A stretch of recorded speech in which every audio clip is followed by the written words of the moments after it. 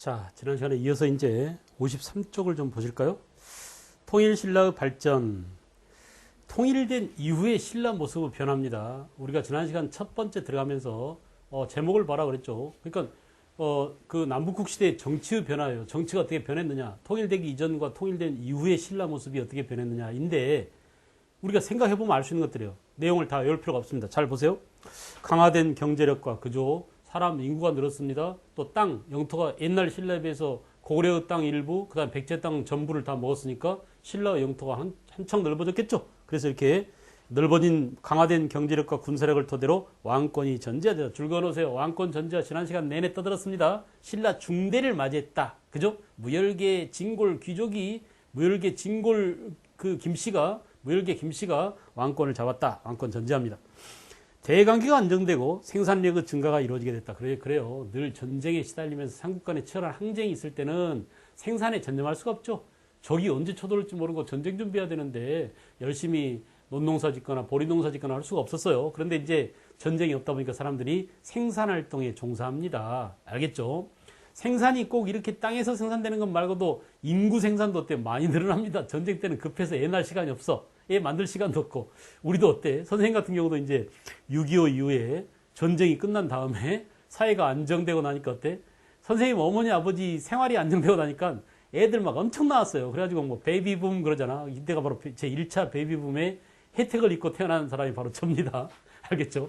그 가운데 제일 인구가 많은 게 선생님 나이 때예요. 그래서 저희 때는 어떤 일이 있었냐면 이제 제가 결혼할 때가 그 87년인가 90년 요 사이에 주로 결혼했는데 이때 주택을 노태우 대통령이 주택을 200만 채를 지었어요.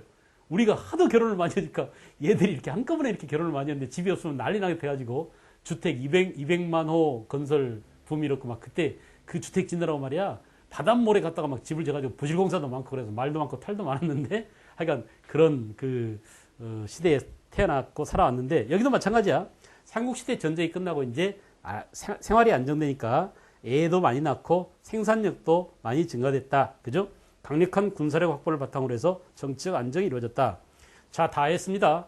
이런 얘기들을 순조롭게 하기 위해서 지난 시간에 태종, 무열왕, 신라 역사 중대 때 왕권이 전제되었다라는 말을 힘주어 얘기한 거예요. 보세요.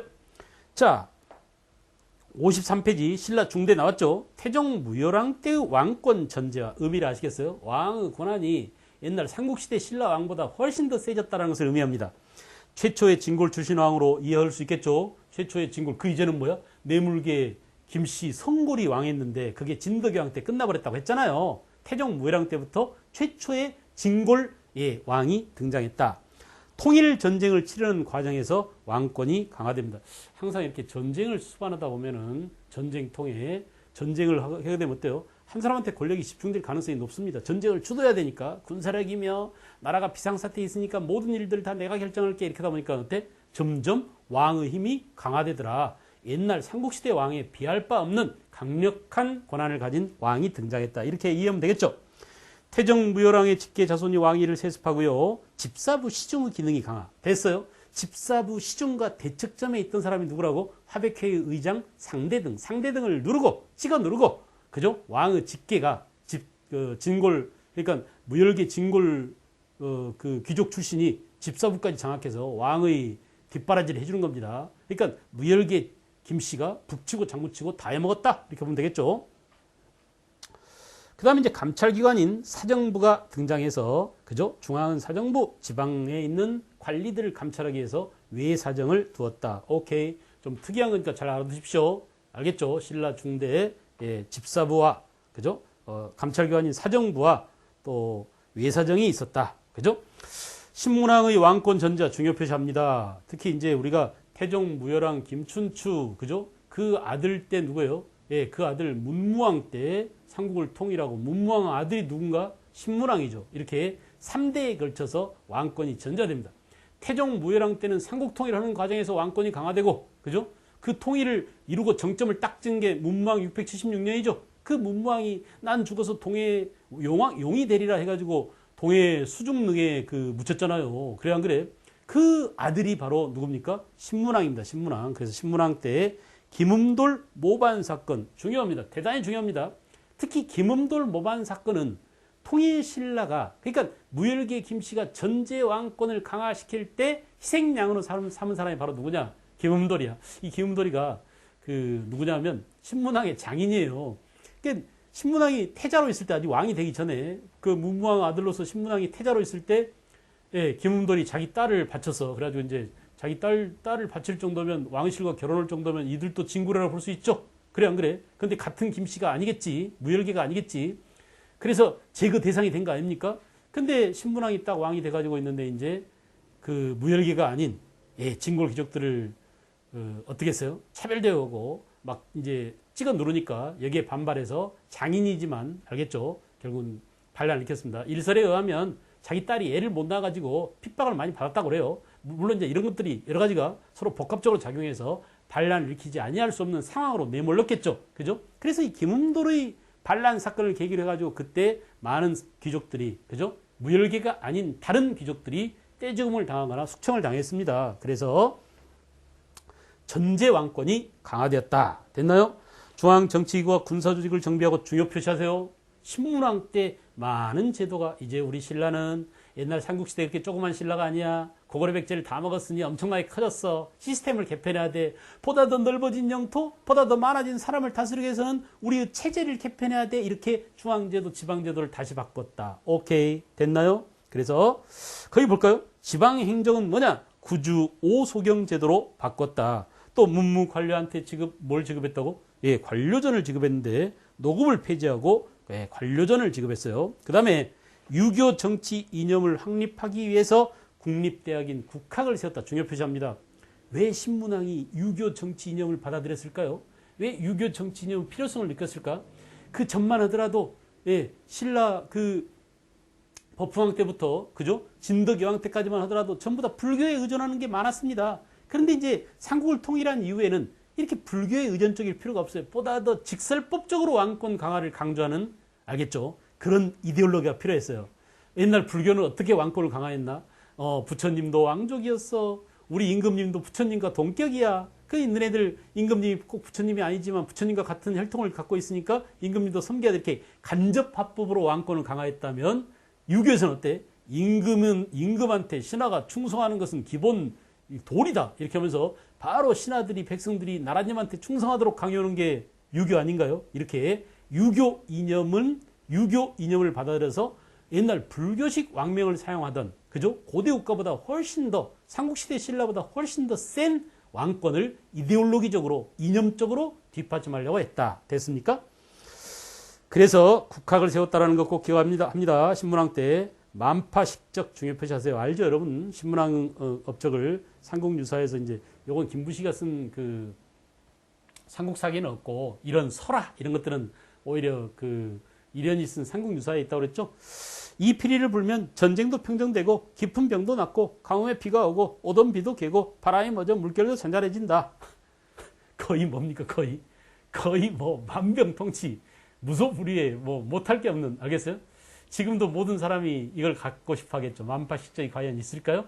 하여간 이건 뭐냐? 그야말로 무소불위의 권력을 지닌 임금에 대한 상징적 그런 물건이 되겠죠. 그래 안 그래? 우리 임금님 못할 게 없어. 우리 임금님이 한번 이 피리를 불면 예, 그 동해바다로 쳐들어온 외놈도 다 물러가고 알겠어요? 또 오지 않던 비도 오고 이건 뭐 완전히 그 전지전능한 신의 지위에 올라간 거나 마찬가지입니다. 그 파도를 잠재우는 그 피리, 대나무 피리를 갖고 있대. 임금님이 그런 영험한 물건을 갖고 있대. 그러니까 함부로 임금한테 까불지 마. 임금은 전지전능하셔. 이렇게 임금의 권한을 상대적으로 아주 신격화시켜 놓은 그런 물건이다. 이렇게 보면 되겠습니다. 그만큼 통일신라 중대가 되면 신문왕 때 특히 어때? 왕권이 극대화되었구나. 전제화되었구나라는 것을 보여주는 물건입니다. 그러나 이제 신라 하대가 되면 무열계 김씨 왕족도 점점 그 왕권 옹호 세력으로 변질되고 뇌물계 김씨, 가야계 김씨. 여러분 가야계 김씨는 누구예요? 김유신이죠. 김유신계. 그래서 이 가야계 김씨는 김수로왕의 후손 아닙니까? 그래 안 그래? 또 박씨, 박예것의 후손이죠. 석씨, 석탈의 후손이죠. 고구려계 귀족 이런 사람들은 점차 정권에서 소외된다. 그래요. 무열계 왕족은 왕권 옹호 세력 줄거 보세요. 무열계 왕족은 왕권 옹호 세력 줄고 왕권 옹호 세력 줄고 선생님이 아까 말씀드렸어요. 왕권을 옹호하는데 앞장선의 기구가 뭐라고? 집사부였고, 그 집사부의 대빵이 누구라고? 시중이었고, 이 시중은 바로 뭐냐? 왕의 친족이다. 이거 친족. 왕의 동생이나 왕의 삼촌이나 이런 사람이, 알겠어요? 그래서 무열계 김씨 왕족이 다 해먹었다. 그래 안 그래? 여기도 무열계 김씨가 왕을 했었는데, 그래서 이걸 뭐라고? 왕의 권한이 절대화됐다. 전제적인 그런 왕권이 확립되게 되었다라는 본질을 이해해야 돼. 통일된 이후에. 그래서 뇌물계 김씨, 가야계 김씨, 박씨, 석씨, 고구려계 귀족, 이거 완전히 개차반됐다는 얘기예요. 개털됐습니다. 개털. 여러분이 잘 쓰는 말로. 됐죠? 그 다음에 이제 육두품 세력의 성장 54쪽으로 갑니다. 자, 이때 중요해요. 아주 중요합니다. 이때 이들 밑에서 이 무열계 김씨랑 서로 결탁 관계에 있으면서, 알겠어요? 육두품이 이들을 어떻게 했어요? 예. 왕에 대해서 조언자 노릇을 많이, 조언자. 왜 이런 관계가 성립되느냐? 육두품들은 되게 어떤 사람들이 많으냐면, 당에 건너가서, 이때 당에 건너다 할 때 이 도자가 건널 도자입니다. overcome 했다는 얘기야. 건너갔어요. 알겠어요? 뭘 타고 건너갔겠어? 배를 타고 건너갔겠죠. 그래서 건널 도예요. 당나라에 건너가서 유교를 공부하고 돌아온 도당 유학생들이 많아. 그래서 전하, 우리가 당나라에 가보니까 당나라는 이미 유교를 받아들여가지고 유교에서는 그냥 바로 직격탄으로, 신하들은 임금한테 쪽도 못 쓰고 신하들은 임금한테 무조건 충성을 다해야 되고 임금에 대한 충성이 미덕이다. 이렇게 어때요? 유학을 왕권 강화에 이용해 먹으라고 서포트해 주는 거야. 조언해 주는 거야. 그래서 육두품과 친한 세력은 누구냐? 무열계 김씨, 전제 왕권을 휘두르던 당시 세력이었다. 알겠어요? 이들 때문에 개털된 사람은 누구라고요? 뇌물계 김씨, 또는 뭐야? 가야계 김씨, 박씨, 석씨, 고구려계 귀족. 알겠죠? 이런 사람들 전부 다 개털돼 버린 거야. 알겠어요? 그래서 이게 바로 언제적 얘기입니까? 통일신라 중대얘기입니다. 중대. 무열계 김씨가 전제적인 왕권을 차지하고 있을 때 이렇게 육두품과 결탁해서 다른 귀족들을 쥐잡듯이 잡았다. 됐나요? 이 관계, 이 세력 관계를 잘 알고 계셔야 합니다. 그 다음에 이제 육두품과 왕권이 서로 결탁해서 육두품의 지위가 상대적으로 부각되고 이들한테 준 땅이 뭐라고? 관료전 그랬죠? 학문적 식견을 바탕으로 해서 국왕의 정치적 조언자 또는 행정실무를 담당, 이 표현, 국왕의 정치적 조언자가 되었다, 행정실무를 담당했다. 주로 행정실무를 어떻게 담당했냐? 중앙에서는 집사부의 시중 대빵은 무열계 진골 귀족이고, 그 시중 밑에서 심부름하고 일하던 이 실무적인 관리가 누구라고? 시랑이야. 쓰세요, 여러분. 거기다 뭐라고? 집사부 시랑이라고 쓰세요. 어디에다가? 예. 행정실무 담당 또는 정치적 조언자. 그죠? 이렇게 육두품들이 무열계 진골귀족과 아주 밀접한 결탁관계에 있었다는 사실을 꼭 기억할 것. 아주 중요합니다. 중요해요. 문제를 푸는데 굉장히 유용한 도구로 사용되니까 반드시 이 관계를, 이 힘의 관계를 잘 알아두시기 바랍니다. 근데 이제 신라 하대가 되면, 여러분 상대 중대 하대를 이미 우리가 구분에 다 해놨으니까 구분 지을 수 있겠죠. 신라 하대가 되면 골품제가 통유하게 되고 전제 왕권이 붕괴. 이런 힘, 무열계 진골 귀족한테 모아졌던, 그죠? 무열계 김씨한테 모아졌던 힘이 점차 무너져 가더라. 선도왕 때부터 경순왕 때까지를 우리가 20명의 왕이 155년 동안에 20명의 왕이 교체돼서, 여러분 어때? 왕 한 명당 평균 재기간이 7, 8년밖에 안 됐다는 얘기 아닌가? 그래 안 그래? 그러니까 왕이 완전 파리목숨이야. 자고 일어나 보면 화백회의 결정사항에 따라서 너는 왕이 아니다. 아니면 피살당하거나. 알겠어요? 이렇게 말이죠. 왕권이 허약한 때가 언제라고? 신라 하대였다. 됐죠? 자, 치열한 왕권 쟁탈전이 일어납니다. 뇌물계 김양상이 상대 등으로 정치적 실권, 이 김양상이가 누구라고요? 예, 선덕왕이야. 선덕왕. 그래서 김정이 반란을 일으키자 김양상, 김경신 등이 진압하고 결국은 해구왕이 살해되고 그 과정에서 김양상이 선덕왕으로 즉위했죠. 그래서 선덕왕 김양상이 왕이 되면서부터 이제 다시 무열계에서 누구한테로? 김양상이 뇌물계였잖아요. 뇌물계로 왕권이 넘어옵니다. 그러나 이 김양상에 대해서 도전한 사람이 누구라고? 웅천주 도독 출신이었던 김헌창이다. 얘는 누구야? 무열계 귀족이었다. 알겠죠? 그래서 여러분 구분해나 신문왕 때 왕권을 전제시키기 위해서 노력을 하자. 여기에 반발해서 일으킨 반란이 김흠도르난 얘들이 되게 이거 헷갈립니다. 김흠도르는 누구한테 깨진 거야? 신문왕한테 깨지고 신문왕한테. 알겠어요? 그리고 김헌창의 반란은 선덕왕 때, 그죠? 김양상 내물계가 왕위에 오르자 무열계 출신인 김헌창이가 여기에 반발해서 신라 하대 때 일으킨 무열계의 반란입니다. 알겠어요? 그래서 시기가 달라. 김흠도르 나는 신라 중대, 김헌창은 나는 신라 하대. 이 구분을 잘 해놓으세요. 한참 뒤야 김헌창은 나니.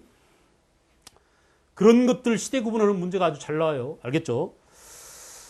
그 다음에 이제 김헌창 아들이 822년 웅천주 도독으로 있는 김헌창은 난이 일어났는데 무열계 후손인 아버지 김주원이가 왕위를 빼앗기고 여기에 대해서 불만을 품고 결국은 난을 일으켰다. 그 아들 김헌창 아들 김범문까지 난을 일으켰다. 그러니까 김주원도 반란, 김헌창도 반란, 김주원도 반란, 아니 김범문도 반란. 3대에 걸쳐서 무열계의 내물계에 대한 반발이 일어났다. 알 수 있죠? 잘 기억해 두세요. 이름 좀 알아두세요. 그 다음에 원성왕 김경신은 뭐냐? 독서 삼품과를 설치하고 중요합니다. 독서 삼품과. 그죠? 독서 출신과라고도 해. 그래서 야야 우리 말이야 관리들을 좀 뽑아 쓰자. 책을 얼만큼 읽었냐? 논어, 효경, 모시 이런 것들을 얼마나 많이 읽었냐에 따라서 상품, 중품, 하품으로 나누자. 이렇게 해서 뭐라고? 삼품으로 나눠서 관리를 선발하겠다. 공부시키면 다 싫어합니다. 가만히 있어도 그냥 나는 좋은 집안에서 태어났어. 좋은 집안에서 태어났다는 이유로 자동적으로 승진되고 자동적으로 관리로 채용되고 시험 볼 필요가 없었는데 갑자기 이 새끼가 나타나가지고 원성왕 이놈이 무슨 시험 보자고 그래. 책을 많이 읽는 사람을 출세시켜서 이질하니까 어때요? 귀족들이 반발합니다. 그래서 이 독서 삼품과 독서 출신과는 시행되지 못해. 귀족 반발로 실패했다. 귀족이 반발해서 임금이 하고 싶은 일을 못했다. 왕권이 강하냐 약하냐? 약하다 이거야. 그러니까 이건 언제입니까? 원성왕 822년 뭐라고? 신라 하대구나. 원성왕 아니에요. 원성왕 785년 그죠? 798년까지 이때는 왕권이 약했구나. 알겠어요? 아까 822년은 김헌창은 아니고요. 그 다음에 이제 호족과 해상 세력이 성장. 여러분 중앙의 강력한 힘이 지방을 잘 철저히 지배하고 철저히 통제하면 중앙 집권이라고 그러죠. 그래 안 그래? 근데 이 중앙에 있는 왕의 힘이 전제적인 권한을 갖고 있을 때는 지방에 있는 세력들이 쪽도 못 썼어요. 너 까불어 안 되겠다. 야 가라. 가서 쟤들 정보라고 와 해서 중앙의 군대를 떼거지로 보내가지고 지방을 그냥 몰살시키고 옵니다. 그러니까 지방에서 꼼짝 못해. 중앙 임금의 눈치를 보지 않을 수가 없어요. 근데 중앙에서 맨날 무열계하고 내물계하고 무열계 치고받고 싸우고 왕 한 명이 10년도 못 채우고 또 갈리고 이런 모습 보고 어때? 야 저것들 싸우느라고 정신없네. 저것들이 내가 지방에서 내가 왕이라고 설쳐대도 여기까지 못 오겠지 하면서 이제 점점 까불기 시작해. 이렇게 신라 하대에 접어들어서 지방에 있던 세력가들 가운데 알겠어요? 이제 깝치는 놈들이 생기는데 이들을 뭐라고 하느냐? 호족이라고 합니다. 옛날에 촌주였던 사람들이 점점점 세력이 펼쳐져 가면서 알겠어요? 그래서 이제 지방에 있던 군인을 거느리고 있던 사람들 또는 해상 세력, 군진 세력, 장보 같은 놈들이 바로 해상 세력이죠. 이런 지방 세력이 점점 커서 나가고 있었다. 오케이. 잠깐 또 하나 보세요. 지금 외우지 말고 스토리를 잘 봐봐요. 자, 왕의 힘이, 왕의 끝발이 엄청 셌을 때는, 전제적 왕권이 강화됐을 때는 이 왕을 위해서 충성을 다하던 육두품이야. 그런데 신라 하대가 되면 왕의 힘이 세요 약해요? 왕권이 형편없습니다. 언제 잘리고 언제 목이 없어진 임금을 보게 될지 몰라. 그런데 내가 이 임금한테 충성을 다해봐. 이 임금이 목이 잘리면 나는 어떻게 되는가? 자동으로 목이 잘립니다. 너 이 새끼 이리 와. 너 지난번에 네가 이 임금한테 충성을 다한다고 그랬지? 이제 임금이 죽었으니 너도 한번 죽어봐. 신하가 임금을 위해서 따라 죽는 게 당연한 거 아니야 하면서 충성을 다하던 육두품들이 죽음을 당한. 그러니까 여러분 어때? 지식인 육두품들이 머리가 오죽 좋아요. 당나라 가서 박사까지 따고 온 놈들인데. 그래가지고 알았어. 왕을 차라리 섬기느니 차라리 저 지방 가서 지방의 끝발 있는 호족 밑에 들어가는 게 훨씬 더 안전빵이겠다. 이렇게 해가지고 왕을 버리고 어디로 가? 지방 호족으로 갑니다. 난 차라리 중이 되겠다. 이런 사람들도 많았고요. 알겠죠? 그래서 신라 하대가 되면 육두품들이 변질됩니다. 왕을 위해서 충성을 다하던 왕의 정치적 조언자, 학술적 조언자였던 육두품이 신라 하대가 되면 차라리 누구를 섬긴다? 지방 호족을 섬긴다. 또는 뭐예요? 선종을 개창하는 선종 개창자가 됩니다. 그래서 지방 호족한테 아이디어를 제공해. 여보세요. 옛날에는 왕이 곧 부처였잖아. 부처님이 왕이고요. 근데 지금은 그럴 필요 없어요. 선종에서는 뭔지 아세요? 부처님은 혈통이 따로 있는 게 아니라 아무나 누구든지 깨달음을 얻은 자, 즉 열반의 경지에 이르르면 그 사람이 곧 부처님이다. 그러니 선이 중요하다, 참선이 중요하다, 깨달음이 중요하다. 그 깨달음을 얻기 위해서는 사색과 참선하는 게 중요하다. 자, 봐라. 너도 만약에 지방에서 이렇게 호족으로 있지만은 네가 권력만 잡으면 너도 왕이 될 수 있다. 마치 평범한 무지랭이 일반 백성이 해탈의 경지에 이르러서 부처가 될 수 있는 것처럼. 알겠어요? 누구나 다 깨달음을 얻으면 부처가 된다는 이 논리 뒤에는 누구나 다 권력을 잡으면 신라 왕만 왕이 아니라 나도 지방에서는 왕이야 라고 왕을 스스로가 선언할 수 있다는 그런 의미 부여를 한 겁니다. 누가? 육두품이. 알겠어요? 그래서 관계, 중요. 신라말 육두품은 지방 호족과 결탁된다. 신라말 육두품은 유교도 물론 공부한 사람들이지만 당에서 들어온 선종과 밀접한 관련을 맺고 선종을 아예 개창해서 호족과 결탁하면서 호족이 새로운 나라를 세우는데 아이디어를 또는 이데올로기를 제공하더라. 누가? 육두품이. 됐어요? 좋아요. 아주 중요합니다. 아주 강조하고 싶어요. 잘 나옵니다. 여러 가지 형태로 물을 수 있으니까 여러분들이 이 관계를 잘 봐두시기 바랍니다. 그 다음에 이제 볼까요? 호족들은 세력의 크기에 따라서 큰 호족, 대호족과 작은 호족, 중소호족 이렇게 나누고 반독립적 이 표현이 아주 중요합니다. 지방에서 반독립 세력으로 존재했다라면 호족에게만 해당돼요. 알겠죠? 군사적, 정치적으로 중앙정부의 지배를 당하기도 하고 안 당하기도 하고 말 들은 것 같지만 말 안 듣고 이렇게 반은 한 달이 걸치고 있고 반은 아예 독립적으로 나서고 이렇게 그 호족 세력이 강했다. 됐어요? 완도에 청해전을 설치한 장보고, 강주, 진주의 왕봉규, 왕건의 조상인 작재건 이런 사람들이 대표적인 호족 세력입니다. 해상 세력은 산업, 조선술, 배 만드는 거죠. 대무역의 발달에 따라서 당, 일본 이런 나라랑 교류하면서 자기네들은 물건을 지키기 위해서 자기 스스로 재산을 지키기 위해서 군대를 갖고 있었어요. 그러니 얼마나 세력이 세집니까? 장사해서 돈 많이 벌어 그 돈을 지켜서 군대까지 보유해. 그러면서 점점점 세력을 넓혀가. 이제 그 중에 하나가 누구예요? 개성, 송악을 무대로 해서 활약했던 조부 작재건의 후손인 누굽니까? 왕건이 결국은 고려라는 나라를 세우게 될 백그라운드가, 사회적 분위기가 호족 중심의 사회로 전환되고 있는 그런 분위기가 형성되고 있음을 보여주고 있죠. 육두품 보세요. 맨 밑에 거기 봐봐. 성주 장군의 자리 그랬습니다. 중앙 귀족 출신 진고령 육두품 이런 군태수 현령 이런 사람들이 지방으로 와가지고 아예 중앙으로 안 가고 중앙 말 듣지도 않고 난 이 지방의 성주야, 내가 이 지방의 장군이 하면서 점차 중앙 권력으로부터 독립해 나가고 있었다. 이해하면 되겠죠? 외울 필요가 없어요. 이런 거 다 외우려고 밑줄 긋고 막 하지 말고 무슨 말인지 알겠습니다. 중앙에서 끄는 힘이 약화되니까 지방이 떨어져 나가가지고 이제 분열되구나. 자기 나름대로 그 독자적인 세력 기반을 갖고, 그래서 아까 뭐라고 표현했죠? 반독립적, 그죠? 또는 성주 장군을 자처했다 이런 표현하면 무조건 호족이야. 알겠죠? 호족.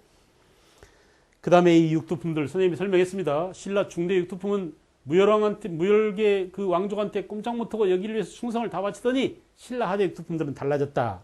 골품제적인 신분 질서에 강한 불만을 가졌다 이거야. 야, 내가 당나라 가서 공부하다 보니까 거기는 뼈다귀가 중요하지 않고 혈통이 중요하지 않더라. 무슨 뼈다귀 얘기냐. 골품이 결국 신분 아닙니까?